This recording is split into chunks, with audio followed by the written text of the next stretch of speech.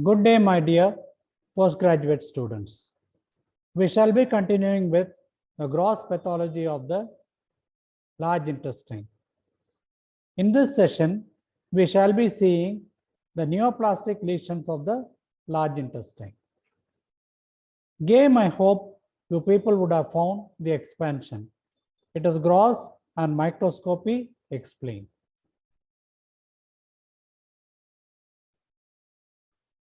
We are towards the end of the previous class dealt with the ulcerative lesions and the polyps. In the ulcers, we had seen the Crohn's disease, wherein there is a thickening of the wall and then there is a narrowing of the lumen, producing what is called as a lead pipe or a hose pipe-like rigidity, creeping fat, etc. The ulcerative colitis, on the contrary, is limited to the colon with the terminal ileum involvement in some cases, which is called as backwash ileitis. Otherwise, it is a continuous lesion. What we are seeing on the screen is a thinning of the wall. There is no thickening as such, but still there are multiple polyp-like structures which are actually pseudopolyps. Pseudopolyps are not regenerating lesions, but on the contrary, they are all tags of mucosa which are there. There can be still a potency for malignancy which arises from the crypts and not from the pseudopolyps. And this is our class on the familial polyposis we had seen. I told you that there is a 100% chance of a malignancy. And which of these polyps is going to turn malignant, we do not know. As a result, the endoscopist and the surgeon will be scrupulously following it, and whichever becomes larger and develops some kind of a pleomorphic appearance will be biopsied and then sent to the pathologist. In fact, here it is the endoscopist who makes the first diagnosis and not the pathologist. Polyp, as I mentioned earlier, it is a lesion which promotes or rather projects above the surface. Here there is a polyp. This is a stem in which there can be a fibrovascular core, and this is the epithelial element which is proliferating. So this is a clear case of a pedunculated polyp. And this is a polyp over here, and it can be turned malignant. In fact, even the Ackerman says adenomatous polyp is also treated as a dysplastic polyp prone for malignancy, which has to be followed. There can be an invasion at different levels. In one, you find that there is invasion of the polyp into this. In such a case, a polypectomy will be adequate. Later on, you find that there is a marked involvement into the neck of the polyp, later on into any part of the stalk, and finally, there is an invasion beyond the stalk. This is one good method of grading which people can draw for your theory answers also, called the Haggett levels. There is another way of grading the polypoid lesion based on the invasion. It is called Kikuchi's method of grading. All are denoting the submucosal invasion. In one, I find that the inner 1/3 or the superficial part of the submucosa is involved, whereas in grade 2, the mid portion is involved, and in grade 3, there is an invasion of the outer portion of the submucosa. This is a muscular layer, we have not gone into it. So these two levels, you people, please remember. And Kikuchi, you would have heard this name elsewhere. These are all Japanese people who have resorted to a greater technology. The flexible endoscope designed by them have been able to identify the lesions much earlier. That is why early gastric carcinoma is common in Japan, but then it has got a better prognosis because of earlier diagnosis. Grossing of a polyp. In this session, I told you that I'll be dealing with the methods of grossing. Here, a polypectomy has been done. A stalk is here, and this is the lesion, a pedunculated polyp. It has been cut parallelly, and then one slice is taken along with the stalk. It is bisected, put into a capsule. It is a sessile polyp over here, which again is cut into multiple slices, and they are given the individual placement in the capsule. They should be mounted as individual sections.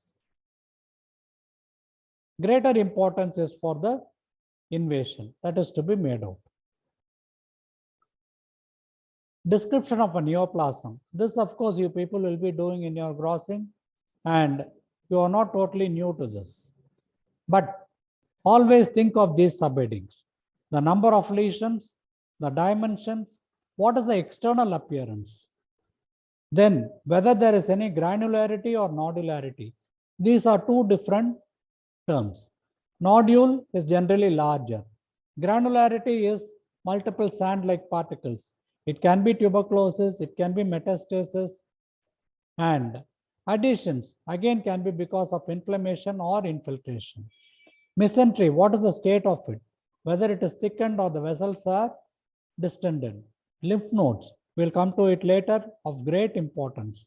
Any thrombosis of the veins and any other abnormality, such as the diverticulum, so on and so forth. So this will be important in grossing.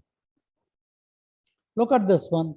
Earlier I had told you something about a polyp, and in this case I am finding a lesion that is coming from beneath the mucosa. It is probably from the submucosa or even lower down, yellowish in color and more smooth outside. So it is not a cauliflower-like growth that we usually see in a malignancy. The yellowish tinge might denote that it is a carcinoid tumor. Secondly, the pseudopolyps can be because of, it is a polyp as such, but not a mucosal polyp. It can be because of a lymphoma. It can be because of a leiomyoma arising from the smooth muscle. All these should be borne in mind. And in some areas of the GAT, we can get the gastrointestinal stromal tumor also. These differentials, please be fluent with. Again, the tumor, you'll have to mention the size of the tumor. What is the circumference? This is a very important term that I learned just now. Always we are concentrating on the size and then the depth of the tumor. What is mentioned, there are some people who have done very great work in the grossing of the specimens. They tend to take the circumference of the wall that is involved. Thickness, we all know the depth of penetration and the distance from the resected margin. What is the mesenteric margin? Uninvolved mucosa, fat, lymph nodes, etc. And to describe all this, they mark the different regions by different colors of ink. Mesentery, for example, is black. Serosa can be blue. Others may be with the red also, the resected margins. I would like you people to kindly go through this text on the lymphatic drainage and the nerve supply for you people to by heart and write. What I'm interested in this is, so this is a beautiful picture taken from Jemison. He is an anatomist actually. One book that I liked when I was a student. So this is the mesentery, and then the nodules here are all the lymph nodes that you people can see. And I've encircled. There is a blue region and a black region. What do they denote? They will be the superior and the inferior mesenteric group of lymph nodes. And also there is something called as the epicolic or the paracolic group of nodes, which you should have into consideration. So these are the superior nodes, inferior mesenteric nodes, and lower down that can be the paracolic group of lymph nodes. Please remember these. Again, the same picture, I would like you people to go through the lymphatic drainage, because definitely they will be asking you about the lymphatic, and this class is not about the histological or the WHO classification, it is about grossing. Normally, I believe in this. A question should not be a display of one's pomp, but instead it is to be to derive and judge the student's knowledge. What are the differences between these two? This, let us assume that this is going to be the right side and this is the left side. A classical question that has been asked from our undergraduate day onwards. So what are all the differences that we people can think of. So we all have the ability, but it is the difference of how we use it. And apart from that, you will have to look for the lesions. For example, there is an ulcer over here, and then there is an attachment. What are all the things that we'll have to look for in the mucosal and the external surfaces? That will be whether there are any scars, perforations, loss of rugosity, thinning of the wall, thickening of the wall, adhesions, granularity, lymph nodes, engorged vessels. And going back to the earlier slide, the right side, it is supposed to be more capacious and it will be a ulceroproliferative or a proliferative lesion. I told you that the differential diagnosis can be hyperplastic tuberculosis. On the left side, whereas it is more constrictive, as a result of which the patient will be developing symptoms of constipation, and then the diagnosis will be much earlier. Therefore, the left side is supposed to be a better prognosis. But that is all old story. Kindly go to my detailed class on the serrated lesions of the intestine. That is an essay question for you people, taken from recent advances. I would like you people to go through it. I spent a lot of time and effort on it. The method of classification, of course, the Duke staging. There can be varying methods of staging, or year after year there can be some improvement on it. But this is the Duke's classification. So this is the mucosa over here, and this is the serosa with the blood vessels. The tumor is going deeper down. I would like you to kindly go through this and memorize it. And the measurement, as I told you, it is generally the length and the breadth that we count, but also the circumference we should be taking into account. And look at this. Though it is large, ulceroproliferative, and capacious, you find that it will not be causing an obstruction because the cecum itself is quite large. This appears to be a very simple diagram of paramount importance. Even as I was preparing for these classes, I happened to see a couple of YouTubes where they have splendidly displayed the skill of doing a grossing. I would advise you people to kindly go to them if time permits. Here, we should have a very clear concept. One common question that they will be asking is, where do you give the bits from? And secondly, when we are doing the grossing also, we are extremely responsible. So let us assume that it is a total colectomy specimen along with a bit of a sigmoid colon, sparing maybe the terminal end. Look what all they have done. Wherever they have given the bits, it is in a longitudinal manner. So it is parallel to the long axis of the bowel, wherever it is. That is the dictum. Secondly, they have taken from the resected margin. It can be either an annular, a downward shape, or a circumferential one. But it can also be longitudinal. This is also possible. This is actually more important when the tumor is towards the end. Either of these should be there, but we should be careful to mark the end that is towards the resected margin and another end that is more proximal. So this will be important. Similarly, here you find that there is a circumferential bit that has been given. Lymph nodes, wherever possible. The number of lymph nodes, they say it should be anywhere between 10 to 12, not less. If a student has given only 2 or 3, it is the responsibility of the senior faculty to go back to the specimen. Again, all these are important. Any of the margin, appendix we had already mentioned, ileal margin, bits along the long axis, any representative sections, area of thinning, area of perforation, area of thickening, area of congestion, it has to be sampled. Polyps, obviously when there is a malignancy, the polyp adjoining will have to be sampled also. Fissures, rectum, lymph nodes as I had mentioned, and the mesentery. Mesentery also look for thickened vessels. And this is one. You find that if this is going to be a tumor, again, longitudinal bits are taken. The logic is very simple. We say that there is a mucosa, submucosa, inner circular, outer longitudinal muscle.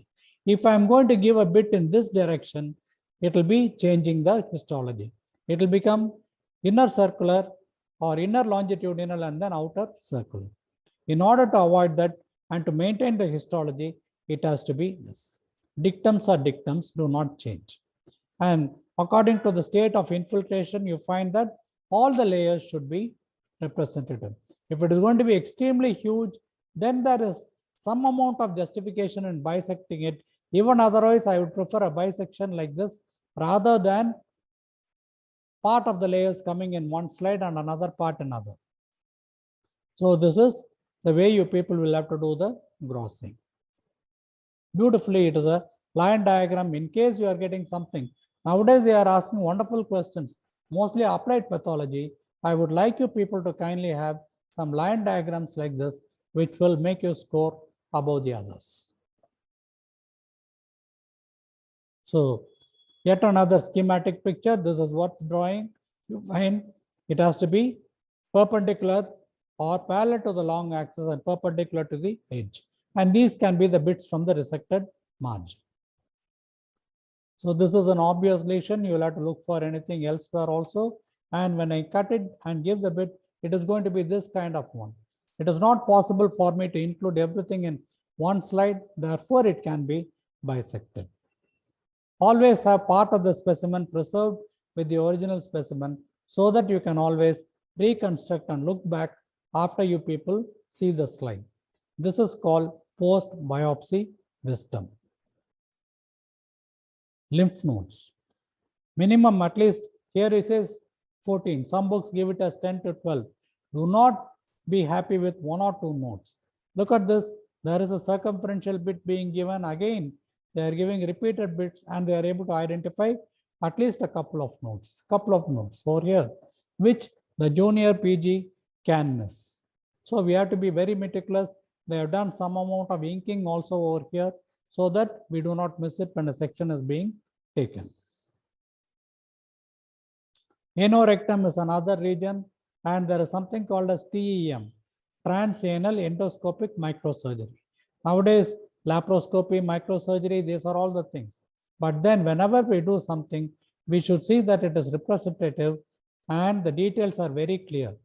How far is it from the resected margin, and whether it is radial, and whether it is a transmural penetration that is over there. And there is a other margin also that has to be taken into consideration. And these are all the types of surgeries. It can be an open surgery, or it can be an endoscopic surgery, or it can be a radical or a laparoscopic surgery. These types of surgeries you people should be having in mind. And to summarize, these are all the things that we people have seen in both the classes.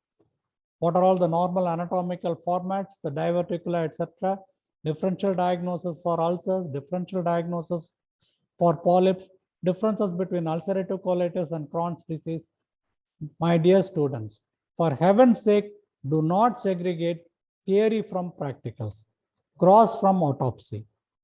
All are interlinked, and the questions also will be such that. So whenever you answer in such a way, you will be able to score marks. WHO classification will go hand in hand. Supposing you are answering excellently well in your grossing, they will obviously ask you the histological thing. They can take you up to a molecular level, which we may not answer. The normal dictum is take the student to a level where he or she is not able to answer. That is the cutoff mark or point for that particular student. Then otherwise they will not be able to gauge you. So the lymphatics, what are all the megacolons? These things we have not touched upon, hemorrhoids and prolapse. You people are all doing the grossing. All of you are doing an excellent work. Only thing we are not methodical, we panic. And I would advise you people to kindly read my classes, open your book. It can be either Ackerman or Robbins, and keep reading it. These are some wonderful references that are over here. And the classical book that is there, Shamim Sharif, also you people can have along with you people. And Autosapphire is another autopsy book that I always used to recommend. It will be giving you the various differential diagnoses and the conventional questions which we students are not familiar with now. Anyway, it is my duty to take something to you people so that you benefit from it. These are all the wonderful review articles. There will be back references. Kindly go to them and improve your knowledge, performance, marks, and career. We will meet again.